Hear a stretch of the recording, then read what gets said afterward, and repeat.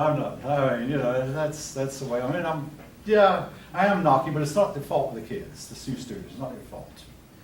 But you do. I mean, the reason that a lot of men who have degrees can't find work is they're not willing to work where they can. I was willing, with a master's degree, to take on restaurant work for a while. Even with a master's degree, I joined the Army for a while. And even with a master's degree, I swept floors at Lockheed for a while. Swept floors, cleaned walls, repaired garage doors. One time, one of the men I was working with said, "I tell you what, raise this door for me." I said, "Wait a minute, if I could do that, we would not be out here in the cold trying to fix this thing." Oh yes, we stayed there till an hour and a half past our shift, working feverishly to get that door to working. A week before, we got it to working. But it took some doing. We had to go back for parts, back and forth to our crib for parts. But again, what you do what you can. And again, I've heard of a lot of people who have college degrees who are not willing to get out and work at what's available. And most of the time, they'll fall flat on their faces and stay there. Become even homeless. I mean, they've got to go that low. You have to be willing to do what you can, even if it's menial. And I'll tell you something about these places, like Lockheed. They hire people who are already employed. In other words, if you're working a restaurant job and someone comes in who's not working at all, and you're both applying for the same position, guess who's most likely to get it? The person who's actually working. And that's true, especially if you've been working here a while. Like you've been at a restaurant and been faithful to for 2 or 3 years and worked your way up, maybe manager. Your break will, I believe your break will eventually come. But it's not going to be easy, and folks, again, might not be history, but it's practical. You will find yourself in a position, sometimes with nothing at all, at the bottom. And in 1979, I found myself unemployed. Okay, I still remember that. I wrote in my journal, "I have failed in everything I've attempted. I have not been able to be a good school teacher. I was not a good radio announcer. I was not a good radio, all this." That's the way I felt. I still have the journal. Today, I feel differently. I wound up spending 27 years at Lockheed, and I've got a pension to show it, a high level of Social Security to show for it. Do I have a nice car? But I went through some bad times. You have to start with what you can find and work your way from there. Good point, though, good point. What if you have nothing? All of us came into the world with nothing. We'll go out with nothing, but it's what we do in between. Anyone else? I mean, hey, I've enjoyed the discussion. All right. Anyway, the Dawes Act, folk, was designed to help the Indians, and folk, again, this is straight in your book. I'll show it to you. If you don't have it, 437. Despoil the Indians of their lands and make them vagabonds, the vagabonds on the face of the earth. In other words, it made them poorer than they were before. This is what government handouts do to the people who receive them. And if I'm wrong, you're welcome to tell me. I won't argue, I'll just listen. Anybody? I'll move on. All right.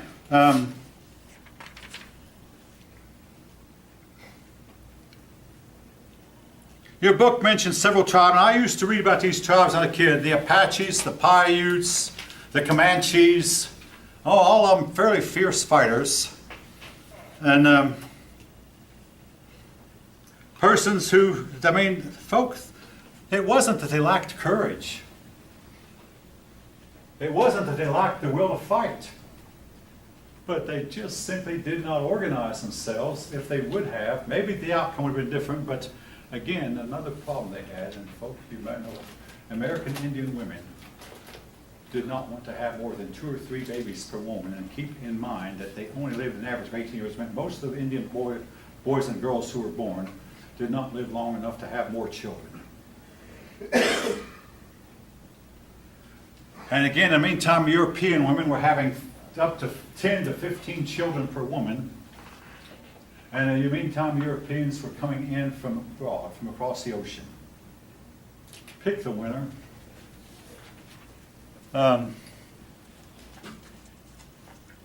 Well, finally, when the Indians got so tired of fighting, they resorted to spiritual means, so they went and did what's called the ghost dance.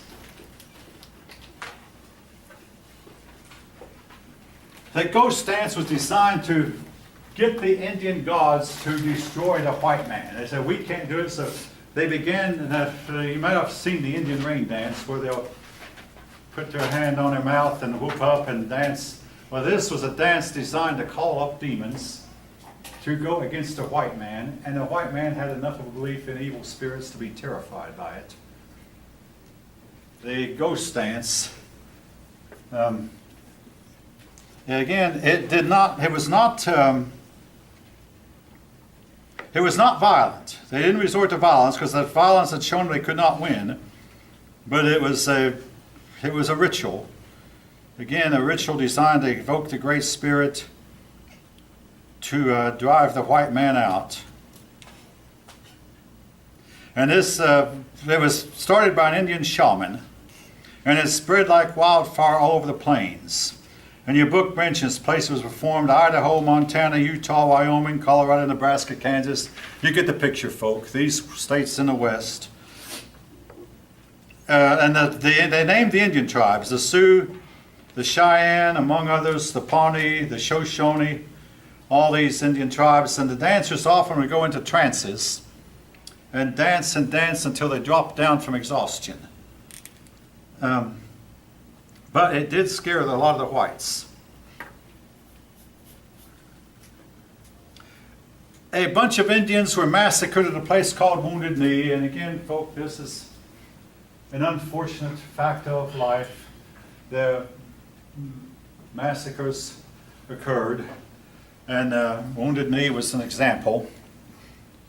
Well, ultimately, as you all know, I think the Indians lost. Mining. The first mining that was done in the West was mining for gold and silver. The most famous mine was the Comstock Lode. Comstock gold was found there. And a lot of persons, rather than go and do the mining themselves, they would, because mining was a risky business. You did not know when you dug whether what you dug would be profitable or not. You might not find a vein, and your buddy just a few feet away would find a big vein with a lot of gold. So a lot of people just bought stock in the Comstock Lode, and that way that if anybody got the gold, or if even a few people, the investors would get rich because it would benefit the whole company. And they'd buy stock in the company.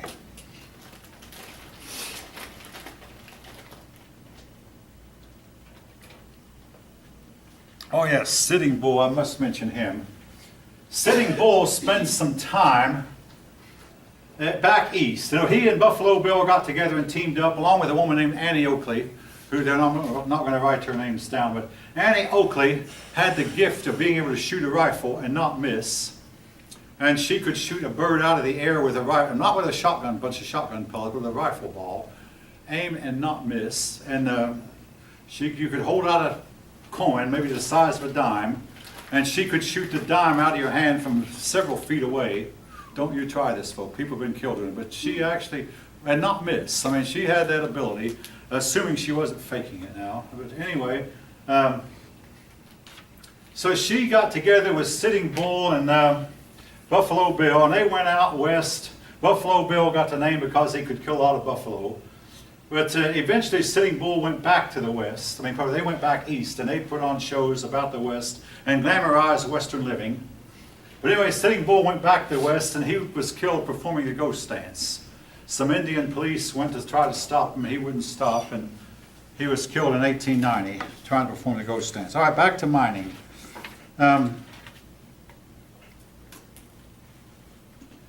Your book spends a couple of pages talking about Comstock Lode.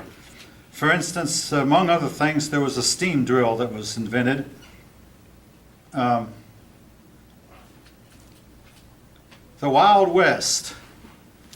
Now, oftentimes the Wild West are portrayed as lawless outposts filled with a lot of saloons and rough gamblers, populated almost exclusively by men, but actually, as your book points out, the truth is much more complex. There were some women that moved there were some families that moved out west, and there were a lot of Mexicans and a lot of Chinese. Now, we could talk about the Chinese and Japanese in a little bit ahead.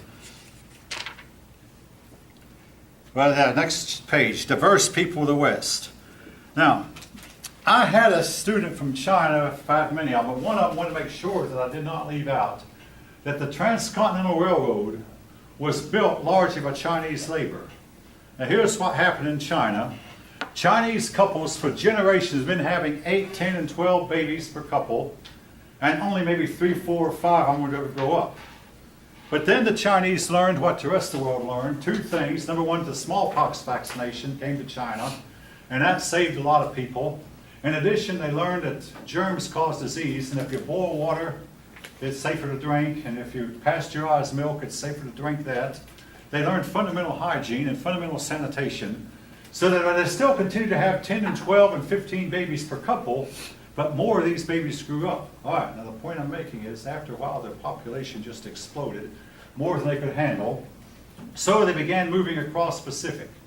A bunch of them came to California, as I already mentioned, and they helped us build the Transcontinental Railroad. A bunch of them went to other Latin American countries, and you still find a lot of Chinese in Mexico. In Jamaica, Chinese people in Jamaica own, I've heard, up to 50% of all the wealth in Jamaica. Jamaica's a poor country, but Jamaica has a lot of Chinese. The Chinese own just about all the stores and all the restaurants, most of the hotels, a lot of taxi kind of. In Jamaica, in the land of Jamaica, you don't need a car. If you want to go somewhere, you just go to the nearest street and stand there, and I guarantee you within 30 minutes, either a man will come with a van or a taxi will come up. Of course, yeah, he'll charge a fee, but he'll take you to the place where you can go to get to the place you want to go. I mean, he might not take you where you want to go, but he'll take you somewhere that will lead you to the place where you want to go. You can get around in Jamaica just by standing on the side of the road waiting. They'll stop for you. Anyway, the Chinese came over in such numbers, especially when they thought of the United States being a land of opportunity, that finally the American government passed a law in 1882 called the Chinese Exclusion Act that kept Chinese from coming in. Well, there was a sharp drop in Chinese population, but a lot of the Chinese who came were men. That's why the reason. There were a lot of the Chinese who came were men without their women. And when the Chinese Exclusion Act was passed, the women were not allowed in, so a lot of these men died without having children. They had to basically, the Chinese did not come as families. And that meant that there was a big drop in Chinese population. And I must say this, to this day the Chinese resent us for that act that we passed more than 130 years ago, about 140 years ago. And the Japanese, because eventually we restricted Japanese immigration also. And the Japanese still resent us for that. These acts were to lead to war with Japan, and to some extent, a Cold War with China. I don't know how much any of you know it, but the Chinese is giving us trouble. They're building islands off into international waters and claiming the islands as their own. And again, if you're Chinese, you're all for that. But if you're not, that's a problem. But also trade. Our president is trying to negotiate trade agreements with China, but the problem with that is the Chinese want to keep our products out by high tariffs and want us to have a low tariff on their products coming in, but they want to have put a high tariff on our products to keep our product from going into China. And again, you can actually have the figures to prove it, folk. And Donald Trump has said, no, this is not fair. You Japanese and Chinese are going to have equals, because if you put a tariff on your products, I mean, if you put a tariff on our product, we're going to put a tariff on yours. And he has done so. And each of you can make up your mind what you think about this. I will say this, though. I do a lot of trading with China. And I found myself recently needing a 50-foot cable because 50-foot internet cable. because they say don't use Ethernet. Ethernet over for the TV, it makes for jerky pictures and makes for blurry pictures sometimes, so use a cable. My old 50-foot cable now belongs to my daughter has it in Athens. So I went to eBay, ordered a cable for $5. The same cable would cost me $30 if I were to buy it at Walmart. Any of you know what I'm talking about? Yeah, you can, I'm dad with electronics, and sometimes I want to buy a transistor. A transistor I'd pay for at ACK Radio down here, pay $30 for. I can get for $3 or $4 from China, and it's just as good. If you want to buy a battery for your laptop, go to the internet, go to eBay, go to Amazon. You can get it much, much cheaper than you can buy it over there. I have to wait for it, you understand? I have a problem with storing, so I use a neck brace. Pay $20 for it here at a drugstore. Order from China, $4. Same neck brace. Any of you know what I'm talking about? I mean, one of you nodding your head like you know what I'm talking about. Oh, yes. Anyway, so they're great to trade with. I don't know how much longer these great deals will last. All right, land. In 1862, at the height of the Civil War, President Abraham Lincoln signed into law the Homestead Act.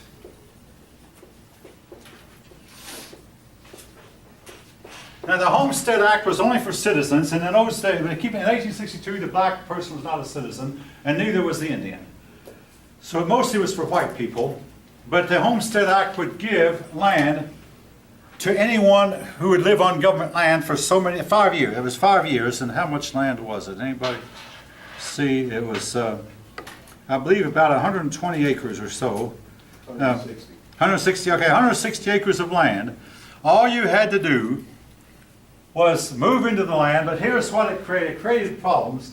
For one thing, there was a land rush. As soon as the gates were open, well, not literally, but as soon as people were allowed in, they all rushed like there was a big land rush. And the faster, younger people got the best of the land, while the older, slower folk got the worst. The good land was really scarce, but also the Great Plains is not a great place to farm. What happened was, back east, you could put 1 head of cattle per acre. In other words, you have 10 acres of land, put 10 cows on that land. Or maybe 9 horses and 1 cow. 1 horse per acre. So they went out to the Great Plains and tried to put 1 horse per acre or 1 cow per acre. And the result was those horses and cattle, they should have put 1 for 5 acres, grazed up all the land. And this was to lead to the big, big, terrible, horrible dust storms in the 1930s that choked a lot of people to death. My dad told about it, man, because the dust not only stayed in the Great Plains, the dust reached all the way to the Atlantic Ocean. Now, in the 1970s, we had a dust storm pass through Georgia that came also to the Great Plains. It happens every once in a while, but the one that we had then was not as bad. But you could see the dust blowing in the wind. Well, this is where this led to. But also, the farmers who moved in found that the land was really hard to work and would not yield. They built their house of sod. Basically, they took they dug up a piece of dried earth and used them like blocks and built them with blocks. So basically, the houses were a mixture of grass and dirt. The other books I've talked mention the hog-nosed snake, but this mentions the bull snake, Mr. Bull Snake, yeah. Essentially, these snakes were not at all shy of getting into your houses. The problem, there's a snake, the solution, grab a hoe. Now, folks, let me remind you of something you might have heard. It is against the law to kill non-venomous snakes in Georgia. So, just because you see a snake, that does not mean that the first thing you do is kill it. They do a lot of good, and like one snake expert said, we're going to kill them all one of these days, and we'll miss them when they're all gone. Yes, we will, and we'll wish they had them back, because they keep down the number of rats, particularly rats and mice. Excellent. The thing to do if you see a snake, leave it alone. Now, of course, if one's in your house, the best thing you do is just try to get them. Most of the time, you get them out of your house without hurting them, they won't come back. But in those days, they chop them up to pieces with a hoe. And then Mr. Bull Snake would be taken out at the end of the hoe by the mama and taken out and dropped where the birds would get it. And a lot of times, too, what they would do is they'd dig about 3 or 4 feet in the ground, not dig a basement, and then build the rest of the house up from with the floor 3 or 4 feet below. And of course, if it rained, that meant flooding from the rainwater would come in. If the living was difficult, your book shows a picture of a sod house, and I don't know how they ever survived the rainstorms. Now, on a personal note, my great-grandfather's 2 brothers moved to Kansas one time and stayed there for a few years. And finally, they decided they're tired, so they gave the land to my great-grandfather, who passed it on to my grandfather.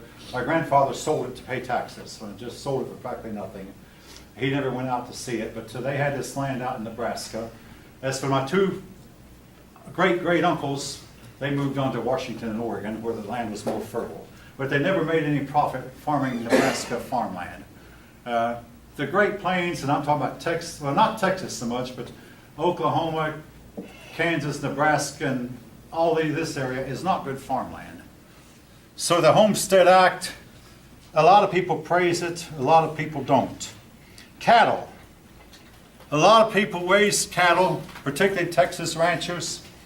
The famous Longhorn, the horn was 7 foot from tip to tip. There are no Texas Longhorns anymore because today we found that those cattle do not produce the best beef. To keep the cattle in place, they invented the barbed wire fence. Now today's barbed wire has barbs maybe every 3 or 4, but in those days the barbs were only about an inch apart, and they could tear a cow's hide to pieces. But the barbed wire fence was an excellent means of keeping the cattle fenced in, or in some cases fenced out. They would drive the cattle to market, and the famous song about the old Chisholm Trail, and I used to read books when I was a kid about driving cattle up the Chisholm Trail. Drive to Dodge City. The reason for Dodge City is a rail line, and the cattle would get on the railroads and be carried from Dodge City to the slaughterhouses farther east. Now eventually, the refrigerated car was invented, so the cattle could be killed right there in Dodge City, and their carcasses, the meat, put in refrigerated cars and carried farther east.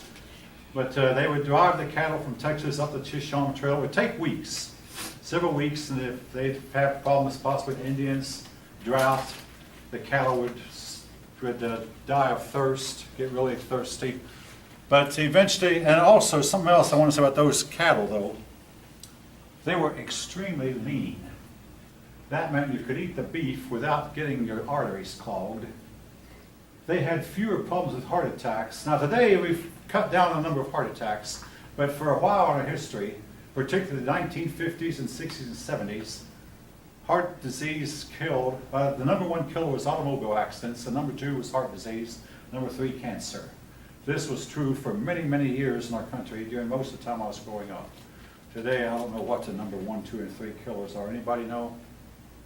We've cut down on automobile accidents somewhat with seatbelt use. Heart attacks, we've learned ways to prevent them. Opioids.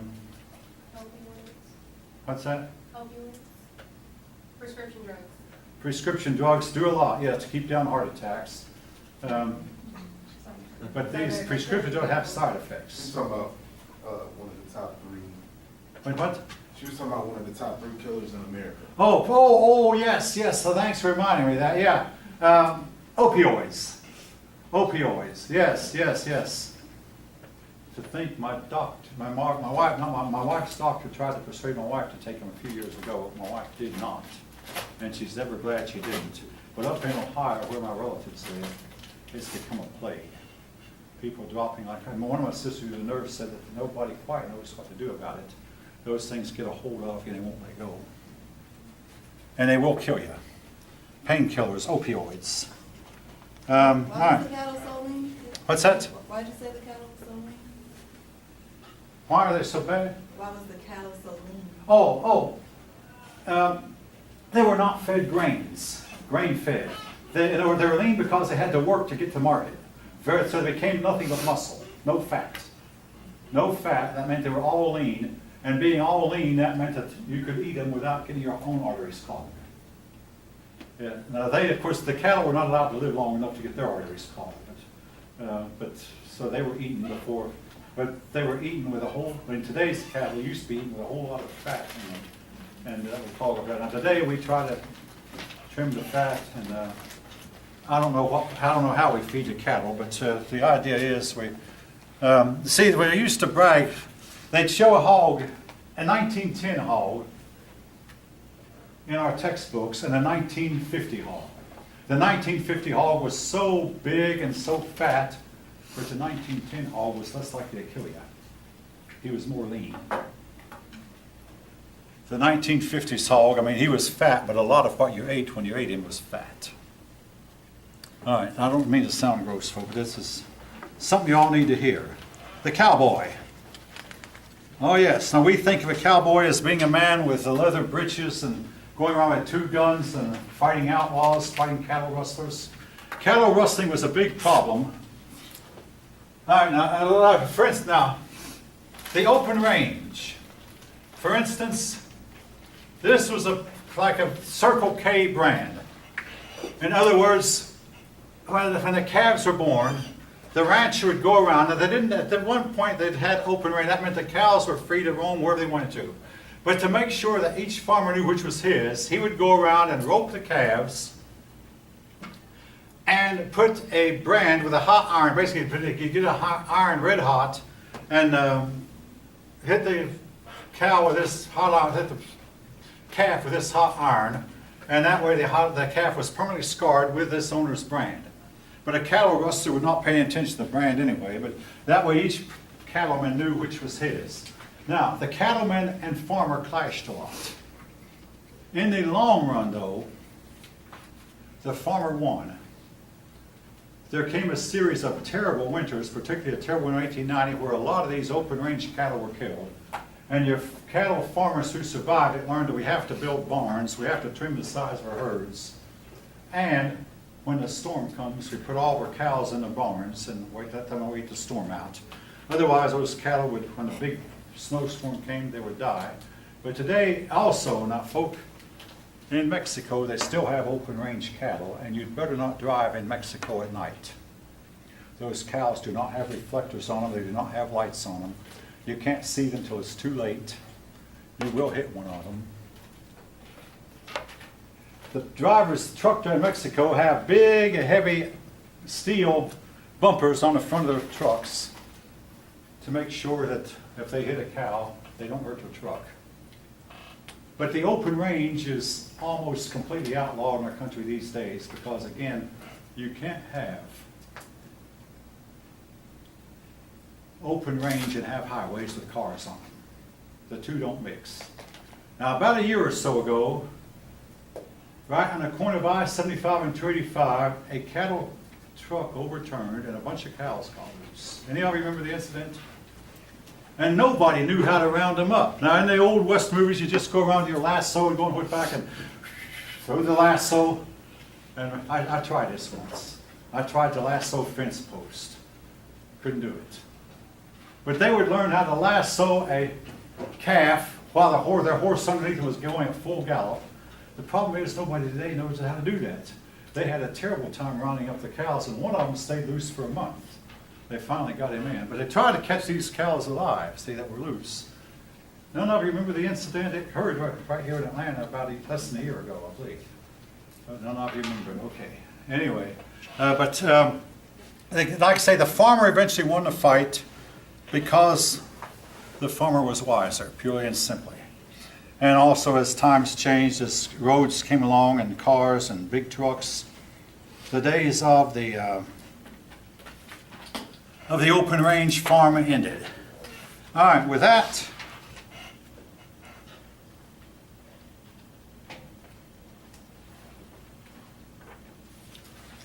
oh yes, mostly the rich in the West could become politicians. One of the more famous politicians was John Benjamin Kendrick, who became a U.S. Senator and ran for vice president once. Don't worry about the name, though. But John C. Fremont made a name for himself as a pathfinder. I talked with him last time, but he was never successful in his business. And he was governor of Arizona once. And he said, I can't go and look at the Grand Canyon because even as governor, I can't afford a horse. Part of that now was his own mismanagement, but nevertheless, give you some idea of what politicians at the time faced. All right, but leaving that, at this point now we'll turn to the next chapter. On my watch we have about, let's see, well, yeah, we have about 20 minutes.